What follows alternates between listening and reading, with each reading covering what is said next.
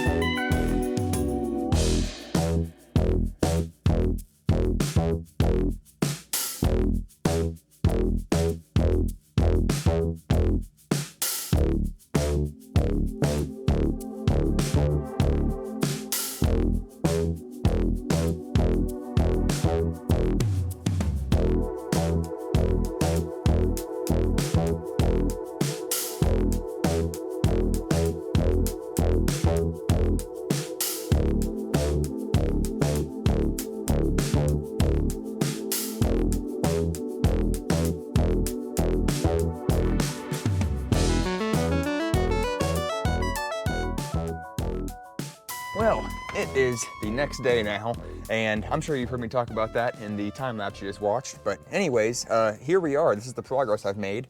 Of course, I was hoping to make a little bit more, but it is what it is. As long as we get the frame of it done this weekend so they can get everything put in and mounted, I don't care. Then we can do all the, pretty cosmetics over it. I'm thinking of doing fiberglass. I'm not sure yet, to be honest with you. For the bezel, I want to do wood. This is going to be all real wood right down in here. Same thing for the glove box. I just think it would look sick. And then do like the same gray stain that I did on the bed of the truck. I think that would look really good with the gray interior that we have too. So, not to do too much gray, but anyways, the top part I was thinking of maybe doing like a darker or like a black gray. But that I might actually do out of a carpet, like a headliner felt or something like that I have stashed in the shed from, not when I did this, but from when I did another truck back in the day. So anyways, what I am getting at is this is incredibly solid. I mean, I'm impressed with how this is all, gone together. Anyways though, let me go ahead and test fit the radio real quick, and then I'll kind of show you guys all the bracketry I've made. Alrighty. I'm going to take a shot vac before I bring it into where we're getting it done at and clean everything out. But let's see. Oh yeah. Oh yeah. Oh, that's money. I am excited for that. Yeah, even the gap right there visually looks to be the same. Same on this side. Height is pretty good on it. Looking straight on. Yeah, actually it's pretty good. I was going to say maybe just a hair that way, like that. But I'll be honest, I think I can fudge that with the trim. So we're in good shape. I think I got a little camera. That's going to be cool. I guess we'll have to put some cameras in this thing when we do the floodlights. Don't have floodlights up front yet. That is something we're going to do. And yeah, a little interesting.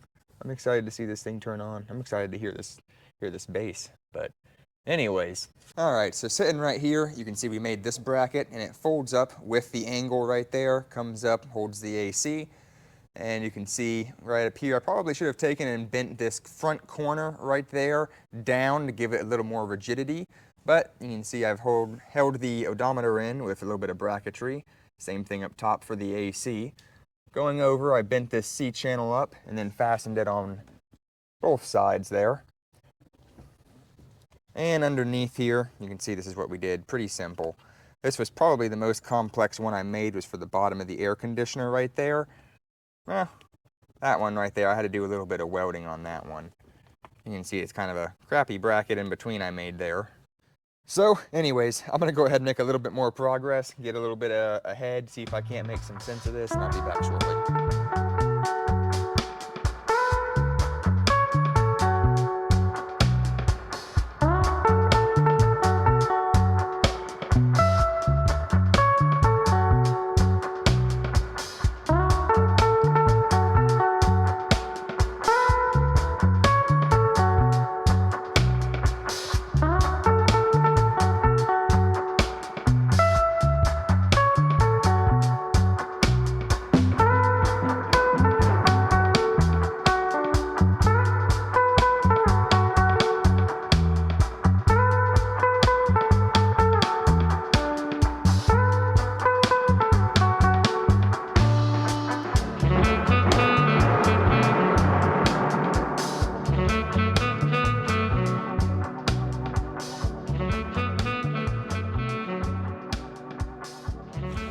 All right, it's later in the night.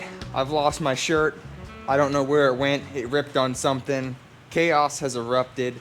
I have now 3 little things we have to get done before it goes in tomorrow night. We have ran out of time. Anyways, let me show you what's going on real quick. So in here, we got the factory battery over here. I have a extra one of these laying around from another truck that I have. Not the camo one, another one. Anyways, this just so happens to mount up with the holes down here perfectly. So we're gonna trim that up, mount that up a little bit. We gotta do a little bit more on the bracketry inside, but I have 2 batteries. This one on the side that says core is actually a good battery. And this one is, well, it's in desulfonation, whatever mode that means. Trying to get some crystals out of the battery, see if we can restore it, bring it back to life. That can take up to, 6 to 10 hours. I don't know if it can even take longer than that possibly. So we're gonna let this sit overnight. But if worst case scenario, what we'll do is we'll just go buy another one of those for the meantime. The yellow top Optimas have a little bit of a higher discharge. I hear they're better for doing audio and stuff like that. But they're the same cold cranking amps and it's the same voltage, everything like that. So I may just go get me another one of these super starts with the 725, cold cranking amps. Put that bad boy over here and let it fly for the time being. But anyways, let's go ahead and get back on this.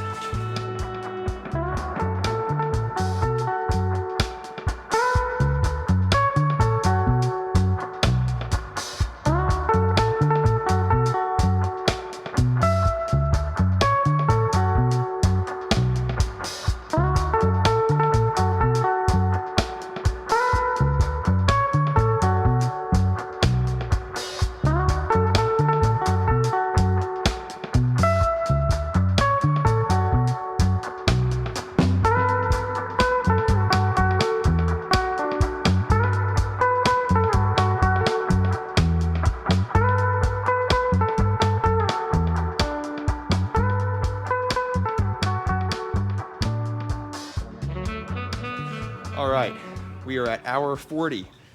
8 hours to the morning left. So that next 8 hours is going to be spent sleeping. But let me show you guys where we did get to. We got our second battery in over here using a factory box, which just happens to work perfectly between the AC line right here and up top here. Got, maybe a finger of clearance. It's just perfect. So anyways, over here, we're definitely going to have to get the right hook for this battery and that battery. This is not the ones that we're going to be running. We have to run the same battery so that we have, whenever we link them together, the same cranking amp so it doesn't, one doesn't hurt the other.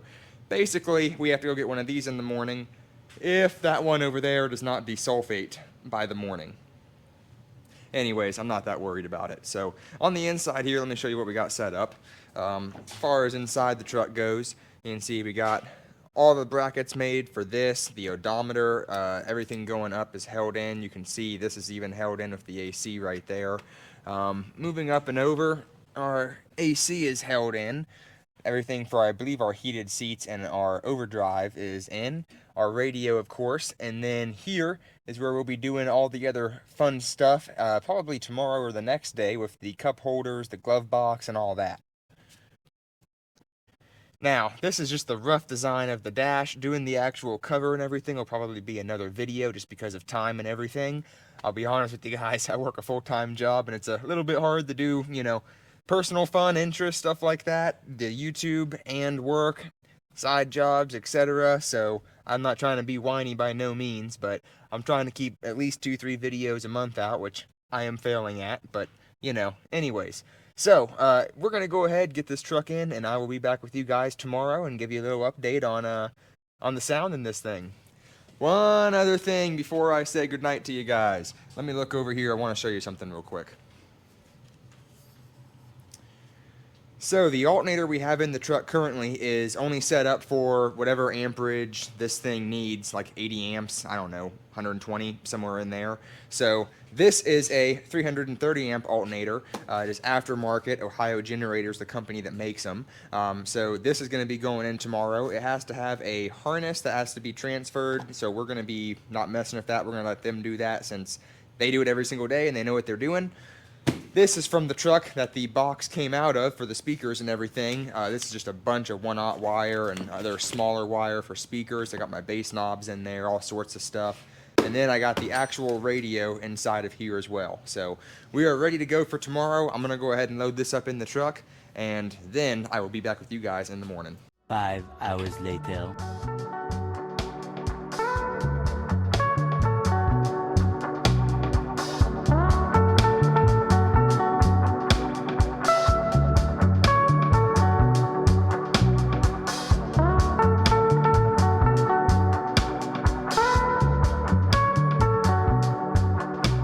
A few moments later.